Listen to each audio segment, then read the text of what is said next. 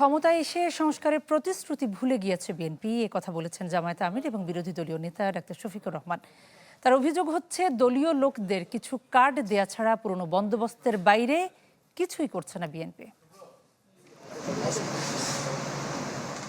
রাজধানীর মিন্টু রোডে বিরোধী দলীয় নেতার সরকারি বাসভবনে চলছে জুলাই এখনও শেষ হয়নি শিরোনামের স্থিরচিত্র প্রদর্শনী। শনিবার যা দেখতে আসেন ঢাকায় নিযুক্ত বিভিন্ন দেশের রাষ্ট্রদূত ও কূটনীতিকরা। জামাত আমির অভিযোগ করেন, ক্ষমতায় এসে সংস্কারের প্রতিশ্রুতি ভুলে গেছে বিএনপি। দলীয় লোকদের কিছু কার্ড দেয়া ছাড়া কিছুই করেনি তারা। আমরা পুরানা বন্দোবস্তের বাইরে সরকারের কোনো কিছুই দেখতে পাচ্ছি না। কি দেখছি? কয়েকটা কার্ড বিতরণ দেখেছি, তাও নিজস্ব লোকদের মধ্যে ম্যাক্সিমাম। এ নিয়েও আবার বিভিন্ন ধরনের কথা আছে।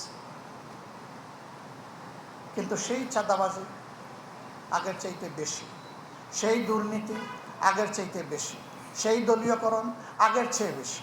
আজকে স্থিরচিত্র প্রদর্শনীতে শেখ মুজিব থাকলেও জিয়াউর রহমান নেই। ঢালাইয়ে দৃঢ়তা, নির্মাণে নিশ্চয়তা, প্রিমিয়ার সিমেন্ট, ঢালাইয়ের রাজা। এমন অভিযোগের জবাব দেন ডাক্তার শফিকুর রহমান। বলেন, ইতিহাসে সবার অবদান তুলে ধরতে চাই জামাত। ২৬ মার্চের স্বাধীনতার ঘোষণা নেই কেন? উনি তো অটোক্রেট শাসক ছিলেন না, তো ওনারটা এই জন্যই তো আমরা আনিনি। যারা ফ্যাসিস্ট ছিল, অটোক্রেট ছিল, স্বৈরাচারী ছিল, তাদের চিত্রটা এখানে তুলে ধরা হয়েছে।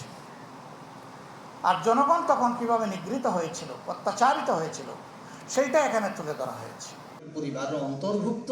পরে রাজধানীর কাকরাইলে জাতীয় ওলামা প্রতিনিধি সম্মেলনে বক্তব্য দেন জামাত আমির। কোরআনের আয়াতকে রাজনৈতিক বক্তব্য আখ্যা দিয়ে আলেমদের কথা বলতে বাধা দেওয়া উচিত নয়। একই সাথে আলেমদের আহ্বান জানান, হকের কথা বলতে গিয়ে কাউকে খোঁচা দিয়ে কথা না বলার। আপনি বলছেন কোরআনের আয়াত, সে বলতেছে রাজনীতি। এখন কোরআনের আয়াত যদি রাজনীতি হয়, তাইলে কি ইমাম সাহেব বা খতিব সাহেব এটা বাদ দিবেন? এটা তার বাদ দেওয়ার এখতিয়ার আছে না? নাই তো।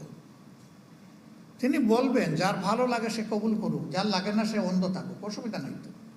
কাউকে তো জোর করা হচ্ছে না যে এটা আপনাকে মানতেই হবে। বক্তব্যে ইসলাম শান্তির ধর্ম হলেও আঘাত এলে তা প্রতিহত করার হুঁশিয়ারি দেন জামাত আমির।